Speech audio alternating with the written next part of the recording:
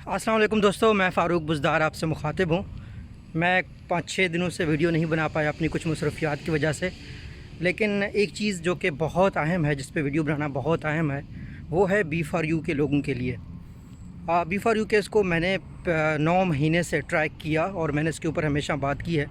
तो आज मैं लोगों को हल बताता हूँ कि आप 1 महीने के अंदर अंदर ये वाला जो सारा मामला है B4U वाला, इसको आप हल कर सकते हैं और अपने पैसे वापस ले सकते हैं। तरीका इसका बहुत सिंपल है और वो तरीका ये हो सकता है कि आप क्या करें, आप लोग सारे इकट्ठे हो जाएं और नायब के पास जाएं, आप कोर्ट के पास जाएं, किसी के पास भी चले जाएं, आप अपना मसला विदिन 1 मंथ हल कर सकते हैं। अगर आप ऐसा नहीं करते, ये जो ये जो केस चल रहा है, इसको कम से कम 3-4 साल लगेंगे। उसके बाद सैफुर रहमान जेल जाएगा। अगर वो जेल भुगताता है तो उसकी जितनी भी ज़मीनें हैं, जो भी ख़ानदान है, वो उसके बच्चों के नाम पर हो जाएगा और वो टकार जाएगा, आपको 1 रुपया भी नहीं मिलेगा।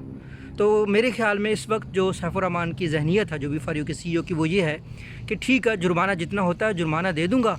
116 अरब में से 4-5 अरब अगर जुर्माना हो जाता है, अगर 10-20 साल जेल में भी रहता हूँ, 30 साल पहले भी बाकी दुनिया में रहकर उसने क्या कमाया? कुछ भी नहीं कमाया। लेकिन अभी 6 लाख लोगों को लूट कर उसके पास जितना पैसा हुआ है, तो वो पैसे में अगर वो 10 साल गुजारता है जेल में या जितना गुजारता है, तो बच्चों की कम से कम उसकी ज़िंदगी बन जाएगी। और उसके साथ जो जुड़े लोग थे, जिस तरीके से उसकी बीवियाँ बच्चे हैं, वो मज़े में हैं।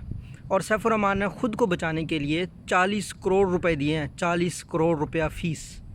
तो इससे आप ख़ुद अंदाज़ा लगाएं कि वो आपको क्या समझता है और आपके जो मामलात हैं उनको क्या समझता है। आपको 1-2 लाख देते उसको तकलीफ़ होती है, और ख़ुद को बचाने के लिए उस बंदे ने 40 करोड़ रुपया दिया है वकील को, और अरबों खरबों सिर्फ़ इसलिए दिए लोगों को ताकि मेरा जो केस है वो डिले होता रहे।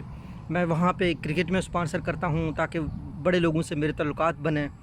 तो मैं तो आप लोगों से कभी 1 रुपया ना कभी मांगा, ना किसी पोंजी स्कीम को मैंने कभी सपोर्ट किया, ना कभी कुछ बेचा। हमेशा अपने दिल की बात की, ईमानदारी की बात की है। अब फ़ैसला आपका है, क्या आपने 3-4 साल बाद ज़लील होकर सैफुर रहमान को जेल भेजना है और अपने पैसे हमेशा के लिए ख़त्म करने हैं, या फिर आपने क्या करना है, नैब के साथ सपोर्ट करना है, सुप्रीम कोर्ट के साथ चीफ जस्टिस के पास जाकर इस केस को और आगे बढ़ाना है और अपने पैसे वापस लेने हैं। ये फ़ैसला आपका है। बाकी अब मेरा किसी भी सूरत में अब कोई ख़ास मसला नहीं है। मेरी सिर्फ़ ये दुआ है कि मेरे मुल्क के लोग इतने पढ़ लिख जाएँ कि उनको कोई स्कैमर आकर ना लूट ना सके। यही मेरा ख्वाब है और इसी के लिए मैं काम करता हूँ। बाकी ये है कि सबसे बड़ा वो मज़हब का इस्तेमाल करें, अल्लाह रसूल का नाम, कस्में खाना। ये एक पाकिस्तान में एक ट्रेंड है। जो भी डॉक्टर हो वो दवाई के साथ साथ ना कोई दरूद भी देता है, ठीक है ना। जो भी बंदा पोंजी स्कीम चला रहा हो वो भी इस्लाम बेचता है। ये लोग इस्लाम बेचते हैं।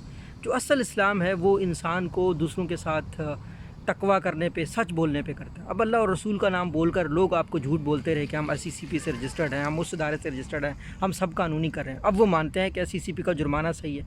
अब वो नैब को मानते हैं, पूरी दुनिया मानती है। अब तो पूरा पाकिस्तान मानता है कि ये गैर कानूनी प्रोजेक्ट था। लेकिन यही लोग अल्लाह रसूल का नाम इस्तेमाल करके आपको बोलते थे कि हम जो है ना पैसा आपसे ले रहे हैं। अब अल्लाह रसूल का नाम कुछ लोगों ने ख़ुद को नेक बनाने में इस्तेमाल किया है और कुछ लोगों ने दूसरों को लूटने के लिए इस्तेमाल किया है। आप उन लोगों के हाथों ना चढ़ें, ख़ुद का सोचें और ख़ुद के लिए आवाज़ उठाएं। मेरा तो आपको यही रिकमेंडेशन, आगे आपका अपना फ़ैसला जो आपको ठीक लगे वही करें। अल्लाह हाफ़िज़।